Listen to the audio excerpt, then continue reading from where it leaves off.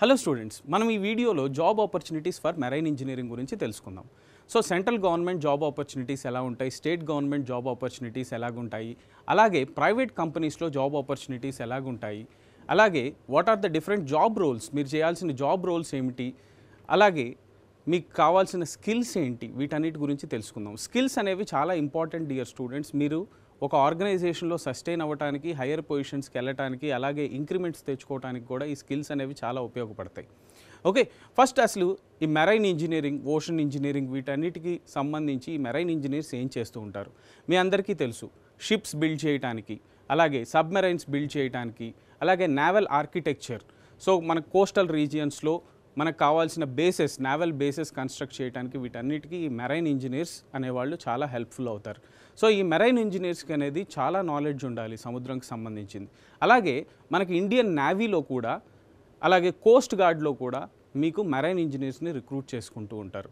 So ఎందుకు మనకి ఈ షిప్స్లో కానీ సబ్మెరైన్స్లో కానీ ఏదైనా ఇంజనీరింగ్ రిలేటెడ్ ప్రాబ్లమ్స్ వస్తే వీళ్ళు సాల్వ్ చేయగలరని. సో అలాగే మీకు ఆయిల్ రిగ్స్, సో మీకు ఈ సముద్రాల్లో నుంచి ఆయిల్ ఎక్స్ట్రాక్ట్ చేస్తూ ఉంటారు. సో అలాంటి చోట్ల కూడా ఈ మెరైన్ ఇంజనీర్స్ అనేవాళ్ళు చాలా హెల్ప్ఫుల్ అవుతారు. ఓకే, ఫస్ట్ మనం సెంట్రల్ గవర్నమెంట్ జాబ్ ఆపర్చునిటీస్ ఎలా ఉన్నాయి ఈ మెరైన్ ఇంజనీర్స్కి తెలుసుకుందాం. సో సెంట్రల్ గవర్నమెంట్ జాబ్ ఆపర్చునిటీస్లో మీకు ఇండియన్ నేవీలో జాబ్స్ ఉన్నాయి. Shipping corporation of India, national maritime academy, directorate general of shipping, Kolkata post trust, Mumbai port trust, Jawaharlal Nehru port trust, Chennai port trust, Visakhapatnam port trust, Andaman and Nicobar island shipyard limited, Indian coast guard, central water commission, national institute of oceanography, national maritime foundation, port trust in major ports, Indian registers of shipping, dredging corporation of India. So ఇన్ని ఆర్గనైజేషన్స్లో మీకు job opportunities అనేది ఉంటుంది marine engineering తర్వాత. అలాగే మీరు higher education చేసుకోవాలి అంటే ఐఐటీస్లో కూడా మీకు naval architecture and marine engineering అనే కోర్స్ ఉంది. అలాగే గేట్ పేపర్ కూడా naval architecture and marine engineering ఉంది. ఈ గేట్ పేపర్ ద్వారా మీరు హైయర్ ఎడ్యుకేషన్కి వెళ్ళొచ్చు ఐఐటీస్లో. ఓకే, అలాగే మీకు టూరిజంకి సంబంధించిన కంపెనీస్, సో అలాగే మీకు సూయజ్ కెనాల్ గురించి ఐడియా ఉండే ఉంటుంది. సో మ్యాక్సిమం మనకి షిప్స్ అన్నీ సూయజ్ కెనాల్ నుంచి పాస్ అయ్యి మనకు అక్కడి నుంచి అదర్ కంట్రీస్ లైక్ అమెరికాకి కానీ యూరోపియన్ కంట్రీస్కి కానీ షిప్స్ అనేవి వెళ్తూ ఉంటాయి. సో ఫర్ ఎగ్జాంపుల్ మన ఇండియా దగ్గర నుంచి స్టార్ట్ చేసి మనం కొన్ని ప్రోడక్ట్స్ని ఎక్స్పోర్ట్ చేయాలి అంటే త్రూ సూయజ్ కెనాల్ బేస్ నుంచే వెళ్ళాల్సి వస్తుంది. సో అలాంటి టైంలో ఏదైనా షిప్ కనుక స్ట్రక్ అయిపోయింది అంటే సో అక్కడ ఈ ఇంజనీర్స్ అనేవాళ్ళు చాలా ఉపయోగపడుతూ ఉంటారు. సో ఇవన్నీ అప్లికేషన్స్ ఆఫ్ మెరైన్ ఇంజనీరింగ్ అనేది వ్యాస్ట్గా ఉన్నాయి dear students. Okay, now state government ఆర్గనైజేషన్స్లోకి వెళ్దాం. స్టేట్ గవర్నమెంట్ ఆర్గనైజేషన్స్లో మనకి Gujarat maritime board, Maharashtra maritime board, Kerala state water transport department, Tamil Nadu maritime board, Andhra Pradesh maritime board, Karnataka state port department, West Bengal transport corporation, Odisha maritime board, Goa shipyard limited, Karnataka port development corporation. మనకి coastal రీజియన్స్లో ఉన్న states వీటన్నిటికీ పోర్ట్స్కి సంబంధించిన departments ఉంటాయి లేదా మ్యారిటైమ్ బోర్డ్స్ ఉంటాయి. సో ఈ బోర్డ్స్లో కూడా ఇంజనీర్స్ని రిక్రూట్ చేసుకుంటారు. అలాగే ప్రైవేట్ ఆర్గనైజేషన్స్లోకి వెళ్దాం.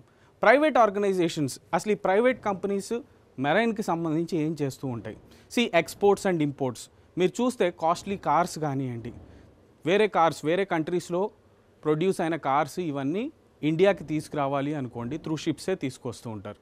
ఓకే, సో ఇలా మనకి చాలా ప్రోడక్ట్స్ ఒక కంట్రీలో ప్రొడ్యూస్ అయినవి వేరే కంట్రీకి ఎక్స్పోర్ట్ అవుతూ ఉంటాయి. ఫర్ ఎగ్జాంపుల్ అగ్రికల్చరల్ ప్రోడక్ట్స్ మన ఇండియాలో ప్రొడ్యూస్ అయినవి వేరే కంట్రీస్కి వెళ్ళాలంటే త్రూ షిప్స్ ద్వారానే వెళ్తాయి. ఓకే, అలాగే టెక్స్టైల్స్. సో చాలా వరకు ఈ కంపెనీస్ అనేది త్రూ షిప్సే మనకి పంపిస్తూ ఉంటాయి. సో ఇప్పుడు చూడండి, Maersk line, then Singapore shipping corporation, fleet management limited, V group, Anglo Eastern ship management, Bernhard Schulte ship management, Pristine shipping, DNV GL, Dynacom tankers management, అలా మీకు చాలా షిప్పింగ్ కంపెనీస్ ప్రైవేట్ ఆర్గనైజేషన్స్లో ఉన్నాయి. అలాగే మీరు చూడండి వేరే కంట్రీస్, మీరు ఫర్ ఎగ్జాంపుల్ ఇక్కడ చూస్తే సింగపూర్ షిప్పింగ్ కార్పొరేషన్ అంటే ఇదొక ఎంఎన్సి, సింగపూర్ వాళ్ళది ఇండియాలో కూడా అవైలబుల్ ఉంది. సో ఇలాంటివి చాలా ఉంటాయి dear students. Okay, so try to go through all the companies which are related to marine engineering. Next మనకి జాబ్ రోల్స్ ఏముంటాయి గవర్నమెంట్ ఆర్గనైజేషన్స్లో? Marine engineer, naval architect, marine surveyor, ship inspector, maritime safety officer, port manager, marine researcher, dockyard engineer, ship repair engineer, hydrographic surveyor. So ఇలా మీకు government ఆర్గనైజేషన్స్లో job roles ఉంటాయి. అలాగే private ఆర్గనైజేషన్స్లో చూస్తే marine engineer, ship manager, maritime superintendent, marine consultant, fleet manager, ship yard engineer, offshore platform engineer, marine safety engineer, vessel operation manager, shipping logistics coordinator. So ఇన్ని రకాల posts ఉన్నాయి private ఆర్గనైజేషన్స్లో. అలా కాకుండా inter disciplinary ఏరియాస్లో కూడా కొన్ని opportunities ఉంటాయి. For example environment compliance specialist, then maritime technology developer, shipping and logistics manager, then marine equipment manufacturer, maritime policy analyst. So మనకి షిప్స్కి ఇన్సూరెన్స్ పాలసీస్ కూడా తీసుకుంటూ ఉంటారు. సో వాటి గురించి అనాలిసిస్ చేసిన వాళ్ళు ఉంటారు.